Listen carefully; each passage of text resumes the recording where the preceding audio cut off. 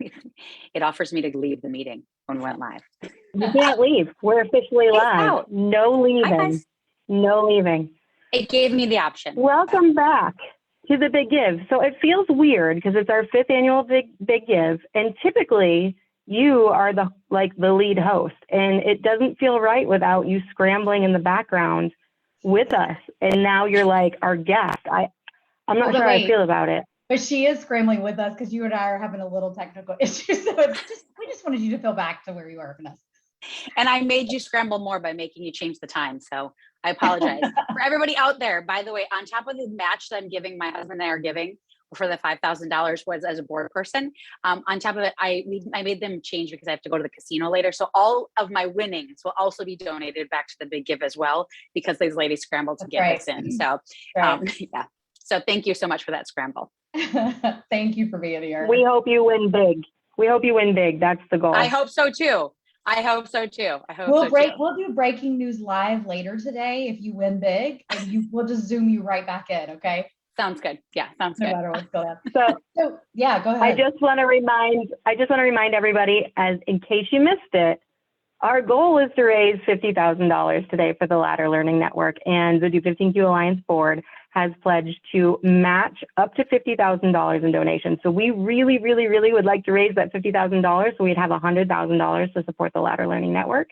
I believe the last time I checked, we were just under $14,000, and we're halfway through the day. So thank you to everybody who's been able to donate. If you can't donate, please share any of our videos or any of our graphics or any of our information that we have created. We would love to help spread the word about our mission. So I'm going to pass it over to you two ladies, and I'm going to stay tech support over here. You're just going to pretend you're listening in. So Vanessa, no, this has been such an amazing 9, 10 months, years, however long I've been here. And Vanessa's been just amazing about bringing me on her coattails and teaching me. And so we're so happy you're here today. And I think one of the biggest things, and we talked about this a little bit with David earlier, I make no fuss about people saying, wait, you're not a scientist, Carrie, you're not a researcher. What's going to happen with all this stuff that Vanessa has in her mind? I probably get that question once a week. Talk a little bit about your relationship with us now and how that's driving research and how you're still very much engaged. Sure. So for those of you who are tuning in, I'm not sure there's many. So I used to be the executive director. So Carrie was my predecessor after this. So we brought her on about 9 or 10 months ago, and through a very thorough search, and we're really happy to have her.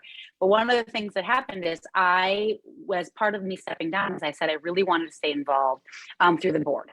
And so that's when I joined the board of directors, so that I could still, all of that knowledge, all of the things that I was giving to the Alliance and that science and research aspect, and even some of the clinical aspects of it, I could still be tagged into. I could really be on those calls. I could really be driving some of those things forward, but just in a different way, because we know, one of the big things that I always said is I was not a fundraiser. It was one of those things, like I came into this with a science background and a research background, and that nerdy part of me. But we knew that as the Alliance, as an organization, needed somebody like Carrie, who was a nonprofit professional, to come in and really, again, take it to that next level. I think nonprofit administration and nonprofit as a business, you're kind of always looking to that next level. You always want to ramp up.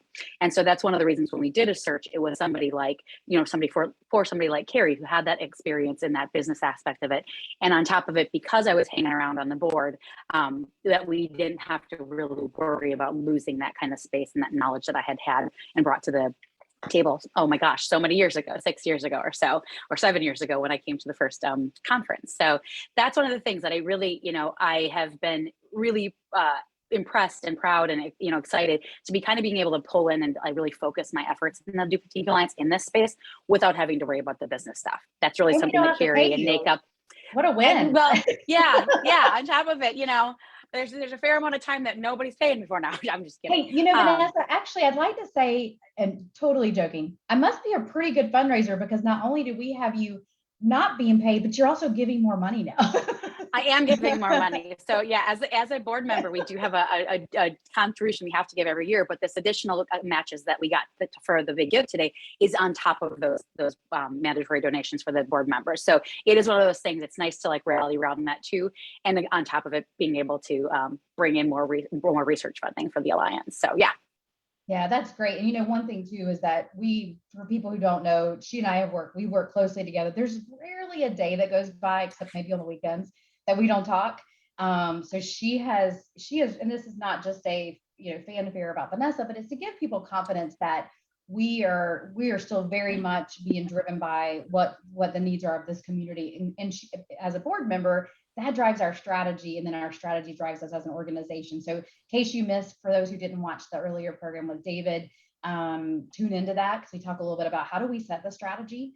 So now fast forward a little bit, you guys, you did a ton of work before I got here on Ladder. We rebranded this year to make it the Ladder Learning Network.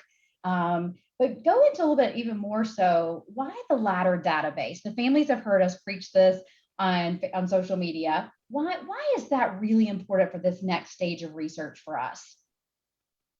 So it's important from the beginning. So right now, that's my role outside of the Alliance. My other job is actually in database and rare disease research. And one of the big things is that in any rare disease, like G15Q or Angelman, because of the Red Line Network, it's essentially like first patient identification. Where are our patients? Where are the people who are affected by G15Q?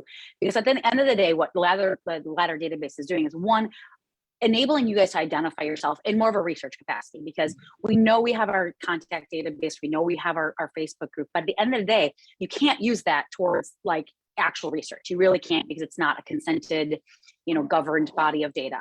I think that Ron earlier was talking about some of like the FDA things and planning for clinical trials. That's really one of the big things for the database, is identifying yourself as saying, yes, my family's affected by G15Q. Again, we do ask about some genetic information, like what kind of variation do you have? Are you isocentric or interstitial? Do you have a little bit extra on both sides? That sort of thing. But on top of it, that you're interested, if there is a clinical trial coming up, it also gives our biopharma partners an idea of how many patients that they could possibly reach in this space, and what those patients look like. So meaning that my kid has seizures, my kid doesn't have seizures, my kid has autism, my kid doesn't have autism. So all of the yeses and all of the nos are all is important. So we want to like kind of catalog everybody that's out there in a more research ready way. So that's the first pass. It's essentially like the database is really to identify the patients that are out there. And then on top of it, that once you're in there, you have the ability to monitor your kind of progress over time. Maybe you got your diagnosis a year ago, your child wasn't having seizures, and then they have a seizure onset. So onset of seizures is on top of it. Like there's onset of symptoms that come with G15Q, and the Ladder Learning database, or the Ladder database, is a place to put that. Because right now, a fair amount of you guys don't go to the clinics, and that's totally fine, because you're supported at home. You don't have there's not a complexity yet there, or you have a fantastic team that is doing great and doing really wonderfully with your child. There's no reason to necessarily have to go to a center, but at the end of the day, we want to have a space to capture that information that's happening with your child. Seizures onsets, efficacy of medications, meaning how well do your medications work? Whether it be Miralax, meaning for the GI stuff, whether it be your anti-epileptics, whether it be your behavioral medications that are kind of coming on, when you're adding things like GI tubes, like I think earlier, Jen Estival was talking about GI tubes and her experience with Ember. So why did you get a G tube? Was it successful? Jen's reason for getting the Estival's family reason for getting a G tube was very different from Brendan's, or from the Burke families. And so to kind of look at the things and be able to wrap our arms around what's happening in our community, but in more of a research-based way. Yeah. Because again, fortunately and unfortunately, a lot of the information that is so robust and so rich that it's experienced on the social media platform isn't able to be used in the way we need it to be for biopharma partners. Yeah. It's it's one of those really tough things, because there's so much great information being exchanged by you guys on that platform, that really we want to get it into a database. And so the Ladder database, what it does is it gives you an opportunity to, one, stand up, be identified. I have a kid, they're this age, they have this kind of diagnosis. And then on top of it, going into more depth.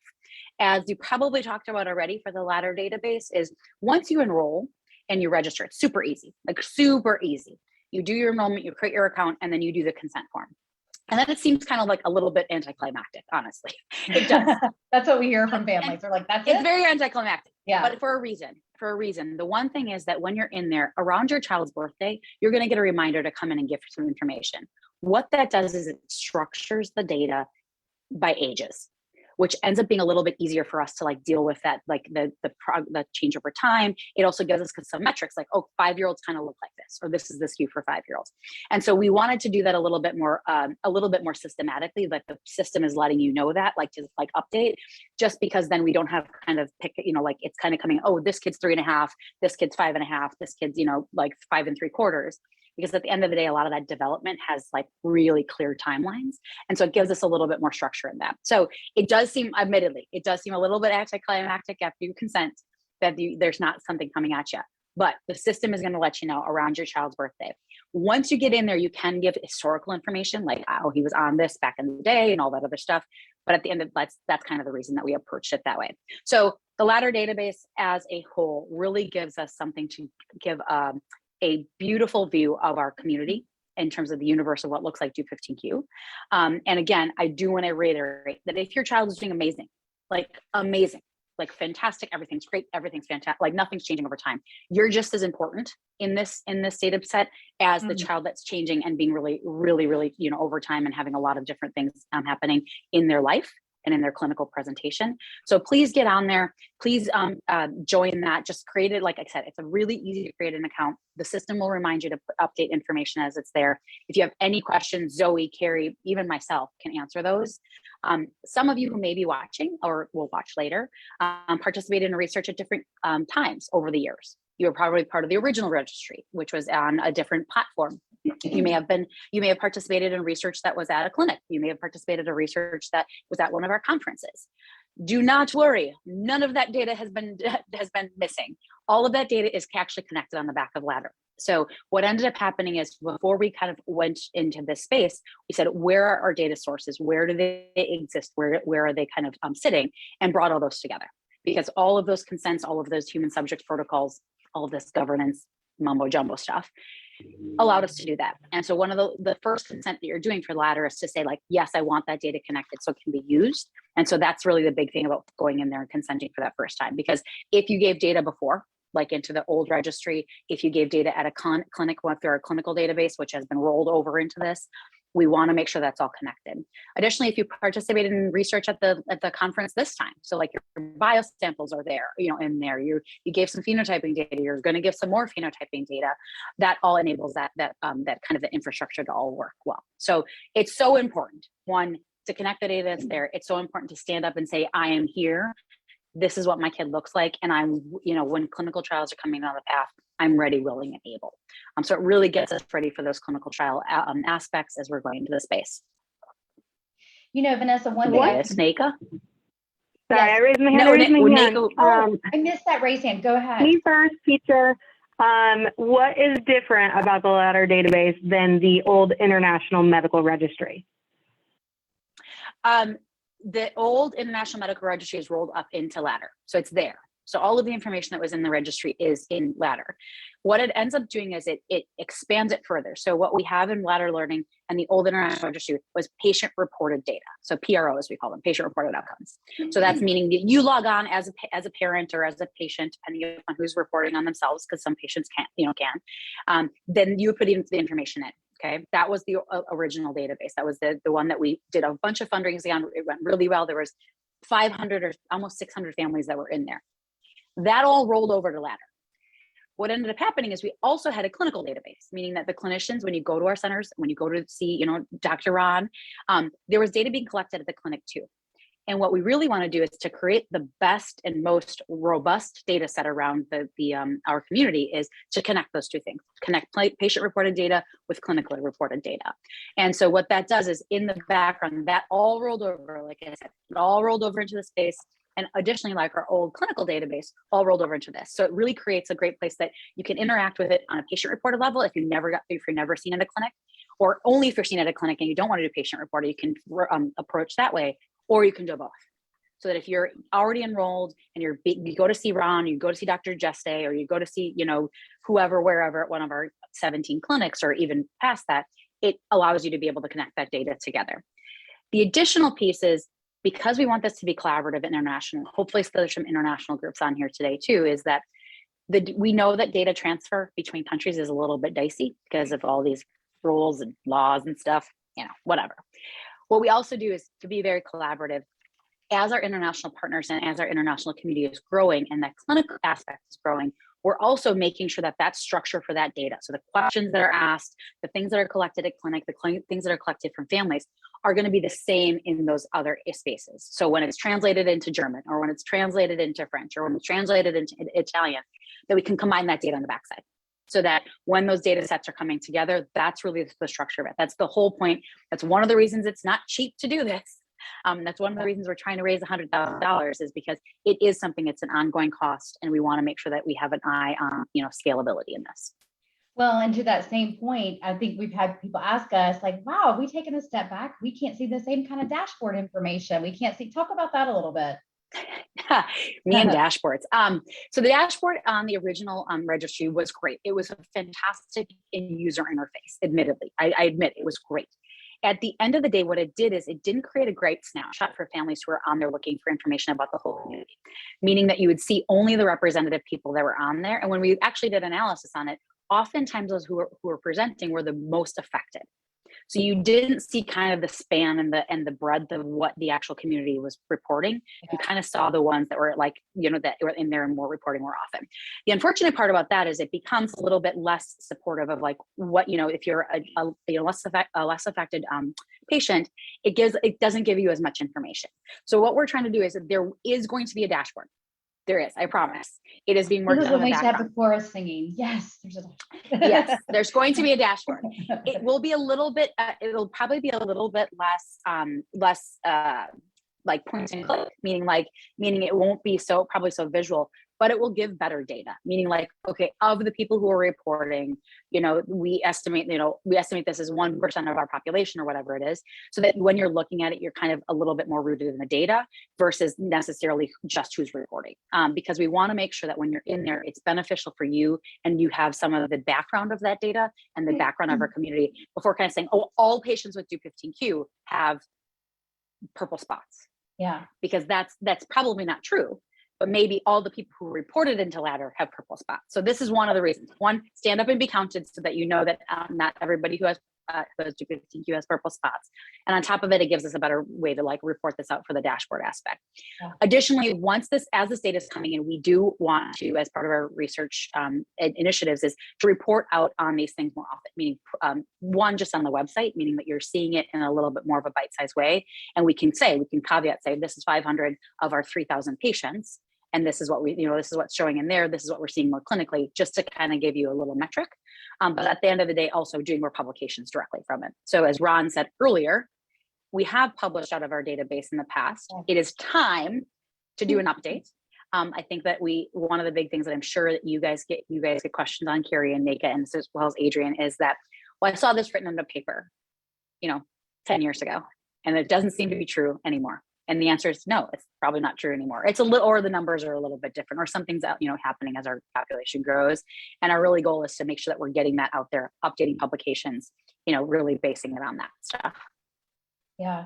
One thing you just said, I think is important too, because we'll have people occasionally, and I have a feeling there will be somebody who watches this later who is not a member of the Alliance, because this is on our public page. And they'll say, why should I join? Like, you're asking me for a whole lot of information. You're getting this, and I don't even know you. Understandably, this is that picture of why this is so important, is because we do need those raw numbers.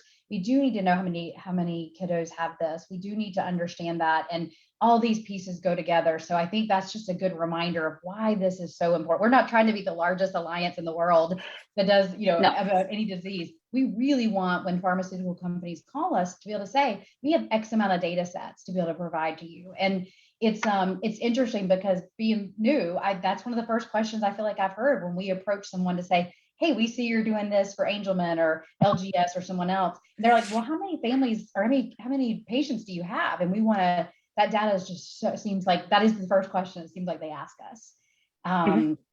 Talk a little bit about the research that has happened maybe in the last year. Are there any updates you could give us? I know we had talked in previous years about raising money for metabolomics, raising money for the growth curve and things like that. Is there any updates you can give us on those things? Sure. So those two specific things, in terms of, those are really efforts in the clinical space, meaning that if you're coming onto the ladder database, you're able to give some growth curve information about your child, meaning height, weight, and circumference over time. That you can usually pull from your medical records. But what it gives us is a little bit, I think actually Jen mentioned this, that her daughter was small for their age. And so you'll see on our website, there was like more anecdotal things around like growth in Duke15Q, that they tend to be small, they short stature and all this other stuff.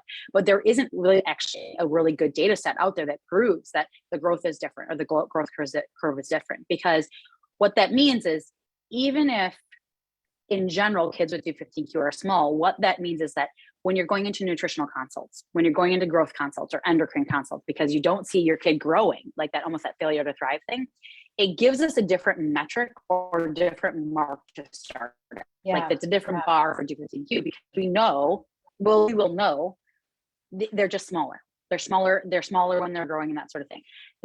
There's a big asterisk on that. I understand with medications, especially as you get into behavioral medications, weight fluctuates big time. So I will put that massive caveat on growth curves. Growth curves are affected by medication usage because of the weight gain and the weight loss, depending upon the medication. So we'll go into metabolomics in a little bit, but for the growth curve aspect, it gives us that metric, because we do hear often, especially when kids are little, that failure to thrive kind of comes up there. They can't gain weight, all of those other things.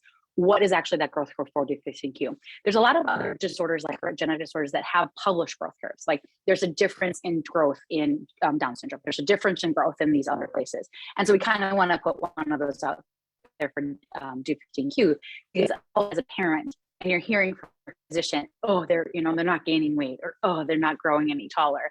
That's hard to hear as a parent, right? You're like, I'm feeding him eating all the time. Like I've seen a lot of Dupers eat, and Lord, can some of them put away food, but they're thin, very, very thin. And so you kind of want to be able to put that into a metric to say, hey, doctor, he has Duke15Q, it's going to affect his growth. So, and that sort of thing. So that's one thing. Metabolomics, there's another interesting thing that we are basing in the clinic, but also can be through patient-reported data. That even if you're not being seen in a clinic, metabolomics are something we're looking at through Ladder. Metabolomics are how your child processes the medications that you give them, medication supplements, et cetera. The reason is that we hear oftentimes from clinical interactions, is that medications work maybe for a little bit, and then it falls off. It doesn't work for as long in some of these areas, especially in epilepsy. You kind of get into the cycle. We know for anti-epileptics in general, there is a cycle, it doesn't work forever for everybody, but our cycle seems to be shorter, and we don't know why. And so the first pass is how long is our cycle? Is it like for everybody who's on Keppra, a usual cycle is like, it's effective for a year in general. Like that's what they have those things met out for the regular population. But maybe from Duke15Q, we're saying like, oh, my kid was put on Keppra, at this time point, and 6 months later, it's like, then we had to ramp it up, and then we had to ramp it up again 2 months later. So even just finding these little changes on how often you're tweaking your meds gives us an indication to say, okay, like, first of all, there's clearly some metabolism stuff happening, and then how to look at it in terms of actual in clinic. Because metabolomics, there's some urine stuff, there's maybe some blood tests and that sort of thing. But we want to find that squirrel to chase, essentially, to say like, okay, it looks like Keppra is going to be the one that the metabolites are different, So like, we want to have some hard and fast data around like, okay, this is how often parents are changing in their meds. This is, are there breakthrough seizures? Should the seizures change? All of these kind of things that kind of go along with how that's going. The additional pieces that I want to say, like, I have heard from many people that oftentimes a medical, like you'll be on your child's meds, and when some epilepsy meds, you have to go and get labs right afterwards to make sure they're not toxic levels. And some meds are worse than others. Like some you have to go in every 3 months or every 6 months to get your labs done and your levels done. But then there's others that you don't, because they don't seem to go toxic in different people. They don't seem to get to levels that are off. But what ends up happening is there are some families that are experiencing that their kids are going toxic on different levels of meds, that it shouldn't be that way. It doesn't happen that way in other populations. So even just targeting and saying, okay, my child went in, they got their levels done, and they were toxic on this, and they should have never gotten to a toxic level based on the medication and the dosage they were getting. So it's kind of coming up in these little spaces, but Ladder and the database gives us a place to put this, and gives us a place to repository this information. Because say it's a handful, it's 5, and then a bunch of other people say, hey, that's happening to me too. it's a space to put it, right? And say like, this is what's happening to me. This is what happened when I went in and got my levels done. This actually happened as part of the last clinical trial. They went in to get their blood work done for the baseline. And they're like, hey, your kid is at toxic levels of this. And they're like, that's interesting. Yeah. And that's not good for the liver and their kidneys and everything else. So that's kind of that space to put that information. So if something weird happens, like this came up on our ladder learning call, if something weird happens and you're like, I don't know if it's 250 or not, the ladder database is a place to put it. Like it talks about, it asks about GI stuff, it asks about cardio stuff, it asks about kid, like all of that stuff. It's a place to put it. If you can't find it, let us know because we can add it. Dr. Cook, I don't think he's on today, but he's one of a psychiatrist that has worked with 215Q since the beginning. And we were talking about these things. And as the population grows, there's these not odd, but like maybe rare and odd things that are happening, but to more and more people. And he's like, we need to have a place to put this stuff. And that's really so I was like, so I messaged everybody. I was like, if you have something, let us know. Like if there's something you want us to characterize. Oncology and cancer is a big one that's coming up. We have a fair amount of people that are reporting that there's some sort of cancer like risk in this. And we know that that's the case in a lot of rare disorders. So like these things, you guys are rare in the first place, but if something even rarer happens to you, let us know because it seems like there's something like signal to noise in that area. Yeah. Yeah. Go ahead, Nate. I also want to say, see if we were getting questions. I just want to say as a parent, our organization isn't that old. And so we're growing with our population now. And with that, there's a lot that we don't know as our kids are aging. And the only way that we're going to know any of it is if our parents are putting that information in the ladder. The other thing I was thinking when Carrie and I were talking about seizure risk in kids who are interstitial. It's been reported that seizure risk is really low, but as our population is growing and we're seeing that interstitial kids are more prevalent, seizures are showing up. But the only way that we're going to know that is if parents are reporting it back. It's true. And the thing is like when you go into the interstitial literature from earlier, a lot of it is the age of the children, right? They're looking at little kids or younger kids. And what we're seeing for interstitial is there's a later onset for seizures. Like in terms of seizure susceptibility, it's a little bit older where it wasn't caught in that original like documentation. Though there are some good things coming out of the clinics. Like you'll see some isodiacentric papers that are coming out from the like clinical case studies, and you'll see some interstitial ones too. But like kind of those case studies are great, but they're not giving like the numbers we're actually seeing and what we're seeing reported on our Facebook group. So essentially like, if you can, whenever you go into Facebook and you're going to report on something or ask, hey, is somebody else's kid doing this? Make sure it gets into ladder, like, or just like make a list, or you can, after you do the first survey, you can actually log back in and add information on that, whatever basis you want to.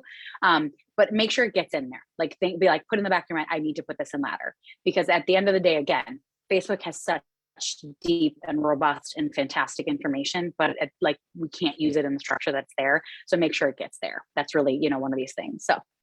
Well, I think that's the only answers. Sorry, I was going to say the only answers that you're getting from Facebook as a parent is from those who are active on Facebook.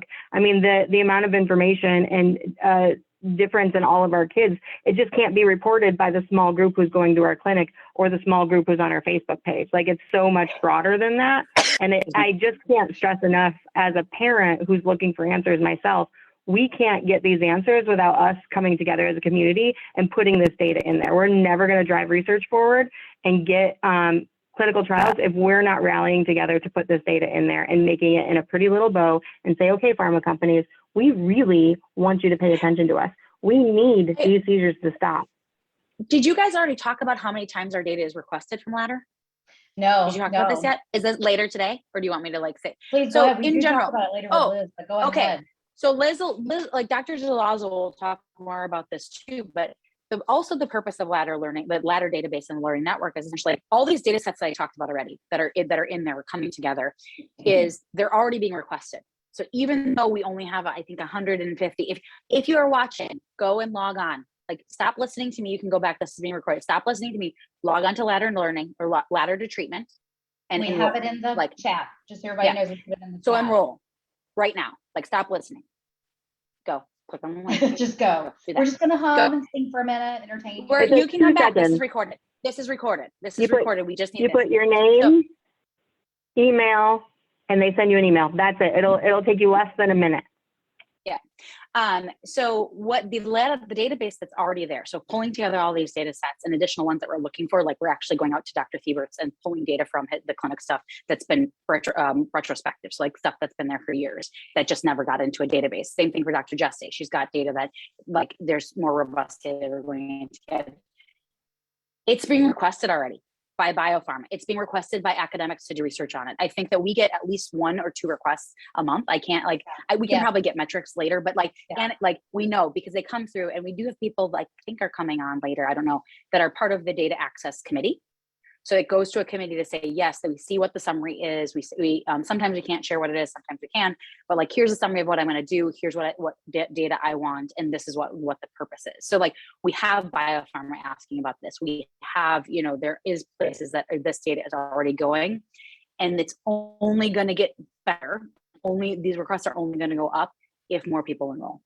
And that's the big thing. So just as FYI, this is not sitting stagnant. This is data that's being actively used. If you participated in the biosample collection at conference, I sent an email out to everybody. So if you did and you gave blood, or your parents, your kid gave blood, or whatever, whoever gave blood, and then also data, you should have gotten an email from me. That data and those blood samples have already been requested 3 times. And 2 of them are large groups that collaborative companies that we're working with towards like gene therapies and that sort of thing. So, and towards like the research in gene therapy. So it's one of those things that this data and this stuff is not being stagnant. It's not stagnant at all. It's being used, which I think is one of my most proud thing is that I work with databases for a living. I work with registries, I talk to groups, and oftentimes those groups their data is not being used. Ours is. And really, really well, and towards ends that are going to support the community and towards what you guys are wanting, in our next 3 to 5 years towards our roadmap. So just as an aside, I just want you to know that this is not just an exercise in futility. There's a reason that we invest money and time into this. There's a reason we bring in the groups that we do. It's being used, and it's a dynamic and scalable and flexible thing to put in there. Hi, Rylan. Hi, Rylan. And so just get in there, essentially get in there. Please don't, put your information in there and participate, because it's really important for the future of our community and the research. Well, Vanessa, I want to add one thing too, because I feel like we've been asking the community over the last couple of weeks, like, please just register. I do want to brag on the community because I just checked. I literally checked to see if we had any go up while we were talking. We have had 32 people register in the last 5 days. I am so proud because I think some messaging is getting out and it's working. You guys, if you want to know, like, if you're like, I can't raise money, I'm not a fundraiser, I'm not at this, just registering in there is doing your part, because we need this so much. One of the things too that I think people ask us a lot, they're going, why aren't we in clinical trials? Why are we see all these other big rare diseases or even small rare diseases? Why are we not with them? Or why is the Alliance not constantly sharing about clinical trials? You and I have had some passionate conversations about this. Talk about 2 things. That one, we've kind of touched on, to get to a clinical trial, we got to have bladder database, and it doesn't mean that happens immediately. But I guess from your perspective, why aren't we running 10 trials right now? That's question 1. And then question 2 is, why don't they see announcements from us about that? Okay, so clinical trials have a couple different places. So when you're seeing clinical trials, especially, I think most ask the most often about Angelman syndrome, because Angelman syndrome is making amazing progress in their space. Angelman syndrome is inherently, I'll talk a little bit the complexity about Dup15q, but for gene therapies in 1 second. So I'll put what I just said in a little on the shelf for a second. Clinical trials as a whole in Dup15q are a little bit tough, because we have so many pathways that are affected, because so many genes are duplicated or triplicated or more in some of your kids. The pathways that are affected end up being a little bit messy when it comes to compounds that are addressing things. So if you're bringing in an anti-epileptic or a new one, unless they can, most of the time for like a slam dunk for FDA, you really want to say okay, we know the pathway is affected in this way, in this population. So that's the ones we're going to go after, because they want to get their drug to market, which is great, right? That's fantastic. In some of these spaces, we're talking about anti-epileptics, we're talking about cognitive drugs, more that are looking at pathways versus actual gene therapies. Some of these spaces, it's a lot of education around what does our population look like? How many are affected with epilepsy? How many have these cognitive deficits, and what does it look like?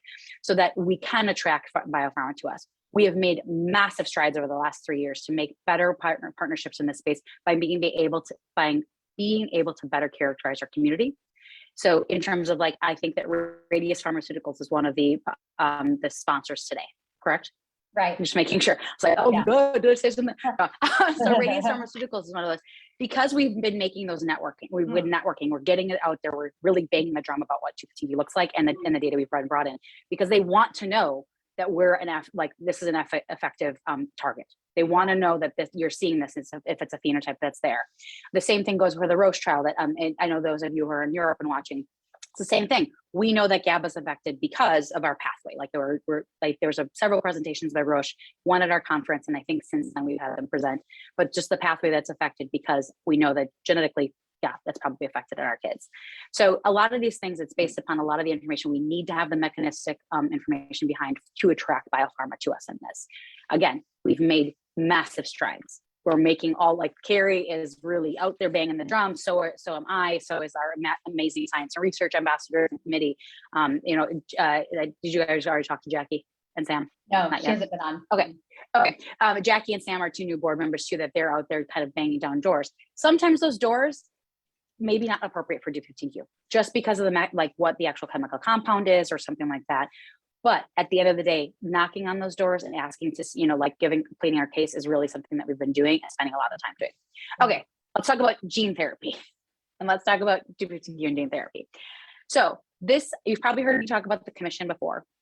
And the commission is a commission on novel technologies for complex copy number variants. And this is where we're a little bit different from Angelman.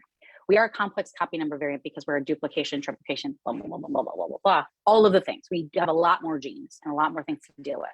And a deletion, so like Angelman syndrome, where they have identified a driver gene for UBE3A and they're trying to rescue that one driver gene at the time, or put it back in essentially. It's a different scientific approach for those sorts of things when you're trying to re-up something that's gone and it's insufficient. So it's a different, you can use some of the technologies similarly, but some of them just quite don't hit the mark when you're talking about 22 plus genes that are affected and duplicated. Think about that. In some of the genes things that are going on in the Angelman space or other gene areas, it's looking at one single gene or even one single nucleotide, where that's where it's going in and it's just attacking that and it's just dealing with that one gene. So now say there are way more. The approach is really, really tough when you're trying to cut and splice and you're cutting and splicing, cutting and splicing, cutting and splicing. And we know in D15Q, yes, UBE3A for sure is driving some of our phenotype. For sure. We know this through our mouse models and through all the investment we've done over the years, but through that. However, we know that there's other very, very, very big driver genes on our duplication, like all of the GABAs, and there's a bunch of them that we know are probably driving some of the things we're seeing clinically, that if we don't we don't touch those, or we don't try to look at those too, or know their implications in what we're seeing or a target, it's really something that you might not find you're going to have an effective result when you're looking at gene therapy. So that's one of the reasons you're not seeing a lot of announcements from us. It's because in this space, when we talk to gene therapy companies, the first thing that they're asking is about mechanism. They're asking about driver genes. They know about UB3A because of our amazing partnership with Angelman over the years. But now we have to focus on the expansion. We have to focus on how we're going to deal and approach the mechanisms of the other genes too.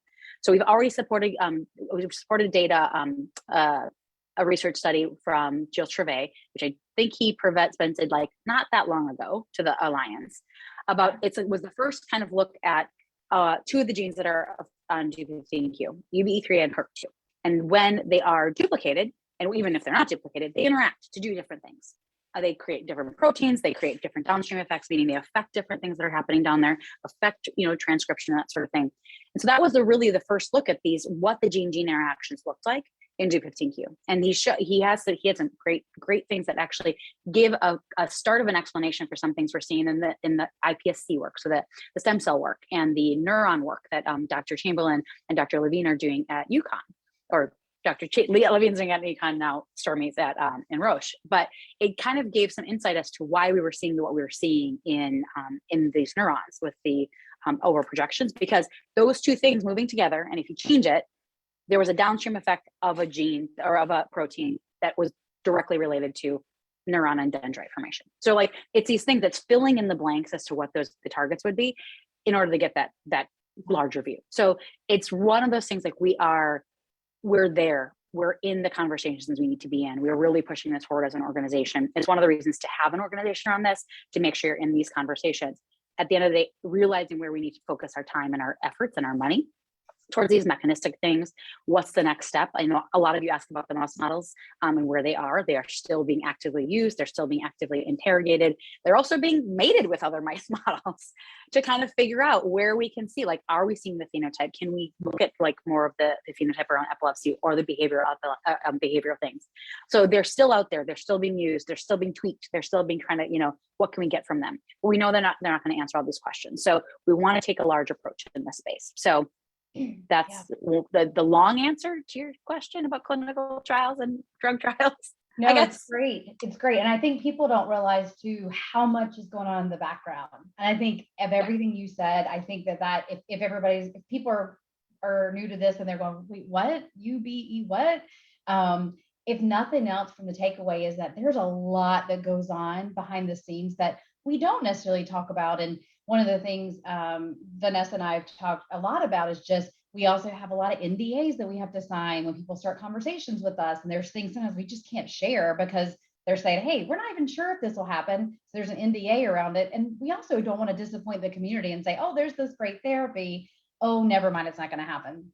So there is so much that's happening that we're not talking about on a regular basis. And we certainly go back and forth on how to do that, what to share. But I want the community to be, again, encouraged that there is a lot of conversation. It's not monthly, it's daily, a lot of times, conversations happening on how we can move the needle on therapeutics and getting things to the next level. So thank you. I know we're almost out of time. Neka, did you have any final words or Vanessa as well, of course? Well, Vanessa's will go really fast, so I'll slow it down a little. No, we do have a match. I don't know if anybody heard this yet. It's new news.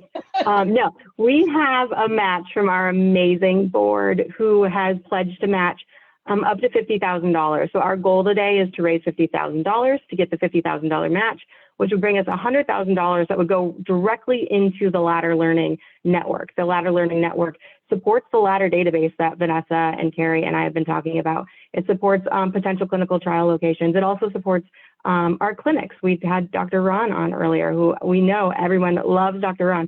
That information that he was sharing is from his own collected data in his clinic. Imagine the amount of information that we could share if we have multiple sources putting this data in there. So please, please, please, if you cannot donate, share any of our posts, share any of our fundraisers, or start your own fundraiser. There's a button right under our Do 15Q Alliance Facebook page that says you can start a fundraiser. It's easy as 2 clicks. So I think we are. Neka, we've had people sign up while we've been talking for laddertotreatment.org. So I'm excited. Like, if the takeaway from this is just and if whoever just signed up, if you want to put on the chat how long it took you, we were legit. You haven't gotten like spam calls in the next 20 seconds. Please, we've got to get this out. Share it in the community, on the community page. But I'm so excited. That moved the needle during this call. And like we said, it feels like it's anticlimactic, but we wanted it to be a low threshold to get in. Like you don't need to spend 17 hours sitting in front of a computer to do it. I always laugh and I always say that research that you can do, like fill out on the toilet, is the best kind of research. And so you can totally sign up when you're in the bathroom hiding from. We have not been marketing this correctly, Neka. That is the new market. Yeah. If Carissa was here, that would be the number one thing she would say is like, it's so easy, you can do it while you're pooping. Like that was her exact pitch for Express Feedback for Good. So she was on it. We should have had her on our marketing team. I just forgot what I was going to say. I totally about Ladder.